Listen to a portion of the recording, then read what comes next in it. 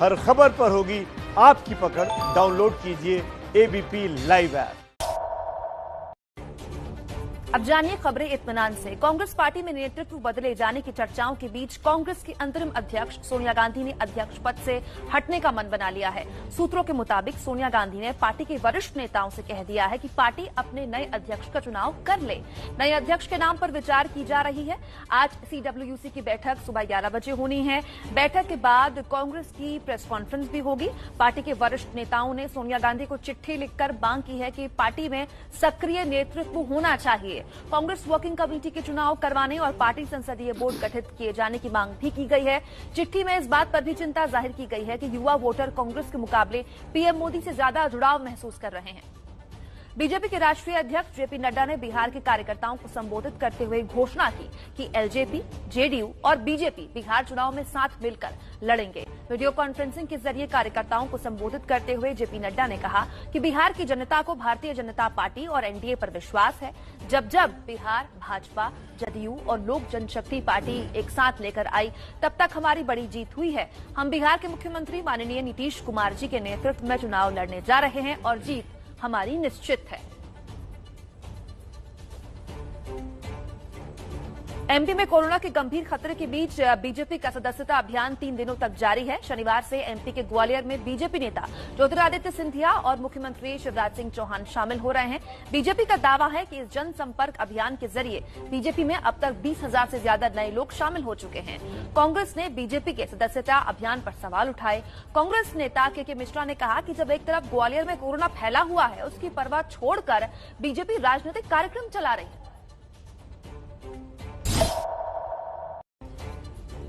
सुशांत सिंह कथित suicide case में अब सीबीआई रिया चक्रवर्ती से पूछताछ करने की तैयारी में है। सूत्रों के मुताबिक अगले 24 घंटे में सीबीआई रिया चक्रवर्ती को नोटिस जारी कर सकती है। कल सीबीआई की टीम ने सुशांत के घर पहुंचकर गहन जांच की थी। बिल्डिंग की छत तक जाकर सीबीआई ने सुराग तलाशे थे। सीबीआई अधिकारियों ने सुशांत के फ्लैटमेट सिद्धार्थ पिठानी और कुक नीरज और मैनेजर दीपेश सावंत से भी पूछताछ की है। सीबीआई ने बिल्डिंग में गार्ड से एंट्री रजिस्टर अपने कब्जे में ले लिया है, जिससे टीम 1 से 14 जून तक बिल्डिंग में आने जाने वालों की जानकारी हासिल कर सकी। सीबीआई जांच में सुशांत सिंह की फॉरेंसिक रिपोर्ट से अहम खुलासा हुआ है। रिपोर्ट के मुताबिक सुशांत के गले में जो कपड़ा था, उसका फाइबर उस हरे कपड़े से मिलता है। सुशांत की मौत के समय पर भी जानकारी मिली है कि मुंबई पुलिस को पहले मिली पोस्टमार्टम रिपोर्ट में मौत का समय नहीं लिखा था, इसलिए मुंबई पुलिस ने दोबारा से डॉक्टरों से टाइम ऑफ डेथ मेंशन करने के लिए कहा था। इसके बाद डॉक्टर्स ने मौत के समय को मिलाकर एक अलग रिपोर्ट दी थी, जिसमें कहा गया था कि पोस्टमार्टम करने से 12 से 15 घंटे पहले सुशांत की मौत हुई थी। जेईई और नीट की परीक्षा रद्द न किए जाने पर एआईएमआईएम सांसद असदुद्दीन ओवैसी ने सरकार पर तंज कसते हुए कहा है कि छात्रों को इससे भी बुरे दौर के लिए तैयार रहना चाहिए। छात्रों को इस सरकार से सहानुभूति और निष्पक्षता की उम्मीद नहीं रखनी चाहिए। जेईई 1 से 6 सितंबर के बीच, जबकि नीट की परीक्षा 13 सितंबर को होनी है। सरकार ने परीक्षा के विरोध पर अपना पक्ष रखते हुए कहा है कि कोरोना की वजह से छात्रों का पूरा साल खराब नहीं किया जा सकता। वर्तमान और 4 पूर्व चीफ जस्टिस पर विवादित ट्वीट के मामले में प्रशांत भूषण के पास माफी मांगने का आज आखिरी दिन है।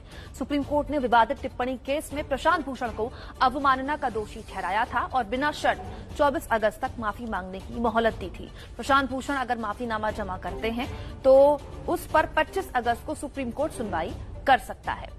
हरियाणा विधानसभा में 26 अगस्त से शुरू हो रहे सत्र से पहले आज विधानसभा परिसर में कोरोना जांच शिविर लगाया जाएगा।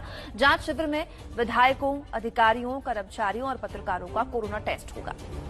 दिल्ली में केजरीवाल सरकार ने मेट्रो चलाए जाने के संकेत दिए हैं। व्यापारियों के साथ ऑनलाइन संवाद में दिल्ली के मुख्यमंत्री अरविंद केजरीवाल ने दिल्ली मेट्रो चलाए जाने की वकालत की। केजरीवाल ने कहा कि दिल्ली में मेट्रो ट्रायल बेसिस पर चलाई जा सकती है। हम मेट्रो खोलने के लिए तैयार हैं। राज्य सरकार मेट्रो खोलना चाहती है और इस पर केंद्र से चर्चा भी कर रही है। राज्य में कोरोना केस की रफ्तार धीमी होने के बाद दिल्ली में केजरीवाल सरकार होटल, बाजार और दूसरी सुविधाएं भी खोल रही है। यूपी के इलाहाबाद हाईकोर्ट में आज वकील खुली अदालत में बहस कर सकेंगे। इलाहाबाद हाईकोर्ट के चीफ जस्टिस के आदेश के बाद से वकीलों को कोर्ट में फिजिकल प्रेजेंस यानी शारीरिक उपस्थिति की इजाजत मिल गई है। प्रयागराज में बढ़ते कोरोना केस की वजह से पिछले 2 सप्ताह से वकीलों को कोर्ट में आने की इजाजत नहीं थी। चीफ जस्टिस की तरफ से जारी आदेश में कहा गया है कि मुकदमों का दाखिला भी मैनुअल तरीके से किया जा सकेगा और ई फाइलिंग से केस दाखिल करने की भी छूट होगी। दिल्ली आपदा प्रबंधन प्राधिकरण ने आज से 30 अगस्त के लिए ट्रायल बेसिस पर साप्ताहिक बाजार खोले जाने की इजाजत दे दी है। मुख्य सचिव विजय देव की ओर से जारी आदेश के मुताबिक कंटेनमेंट जोन में साप्ताहिक बाजारों को अनुमति नहीं दी जाएगी। साप्ताहिक बाजारों को खोलने में सोशल डिस्टेंसिंग का ध्यान रखा जाएगा। 24 अगस्त से 30 अगस्त तक सभी 3 एमसीडी में हर जोन में हर दिन एक बार साप्ताहिक बाजार लगाने की इजाजत होगी। दिल्ली में 25 मार्च से कोरोना लॉकडाउन की वजह से साप्ताहिक बाजारों पर रोक है। दिल्ली में कंस्ट्रक्शन के काम से जुड़े मजदूरों के रजिस्ट्रेशन की प्रक्रिया तेज करने के आज से दिल्ली में अभियान की शुरुआत होगी। दिल्ली सरकार ने मजदूरों के रजिस्ट्रेशन के लिए निर्माण मजदूर रजिस्ट्रेशन अभियान चलाने का फैसला लिया है। दिल्ली सरकार में श्रम मंत्री गोपाल राय के मुताबिक दिल्ली के अंदर निर्माण क्षेत्र में काम करने वाले मजदूरों के लिए दिल्ली सरकार ने कोरोना के दौरान ऑनलाइन पंजीकरण की प्रक्रिया शुरू की थी। इस प्रक्रिया के तहत अभी तक 70,000 निर्माण मजदूरों ने अपना आवेदन पंजीकरण के लिए दिया है। मजदूरों के ऑनलाइन आवेदन के सत्यापन का काम किया जा रहा है। देश में कोरोना की खतरनाक फुल स्पीड जारी है।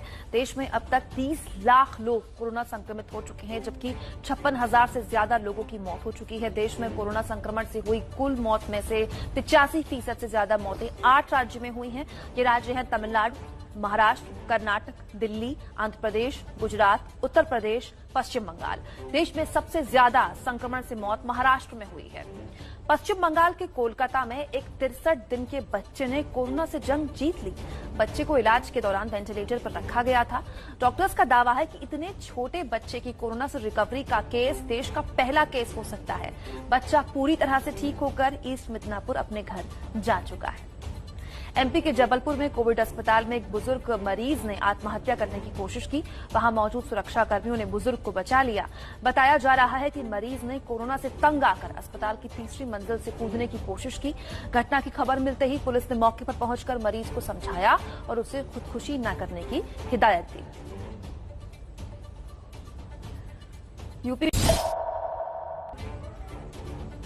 यूपी के ग्रेटर नोएडा में वाइल्ड लाइफ फोटोग्राफी करने पर फोटोग्राफर्स से लूटपाट का मामला सामने आया है।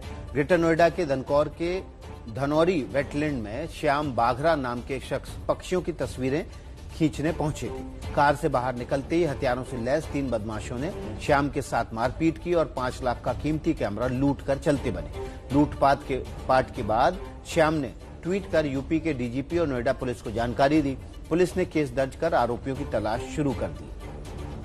दिल्ली में आईएसआईएस के आतंकवादी मोहम्मद यूसुफ के गिरफ्तार किए जाने के बाद यूपी एडीजी प्रशांत कुमार ने पूरे यूपी में हाई अलर्ट घोषित कर दिया है।